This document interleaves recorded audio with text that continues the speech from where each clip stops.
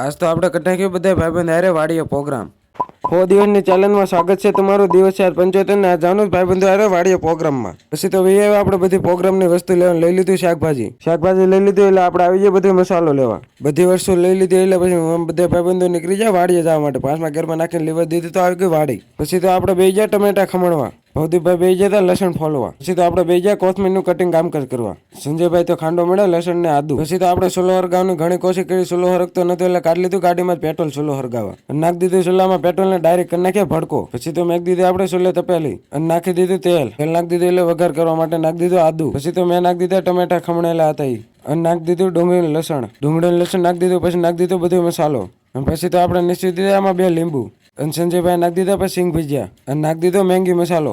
શાક આપણું બની ગયું ઉપરથી નાખી દીધી કોથમીર. શાક ઉતારી લીધું ભવદીપભાઈ. પછી શાક ઉતારી લીધું એટલે આમ બધા ભાઈબંધો શેકો મેળા પાપડ. પછી તો ભવદીપભાઈ ને બધાને ભાણા પીસી દીધા બધા ભાઈબંધો. પછી તો આપણે બે જે જમવાનું ટેસ્ટમાં ભાઈ કાંઈ ઘટે નહીં. વાડીનો પ્રોગ્રામ એટલે એમાં થોડું કાંઈ ઘટે. પછી તો ભવદીપભાઈ બધા વાસણ ઉટકી નાખ્યા અને પછી બધા ભાઈબંધો એવા સોડા પીવા. આજનો મિની લોગ આપણો અહીંયા પૂરો થાય. લોગ કેવો લાગ્યો કોમેન્ટ કરજો.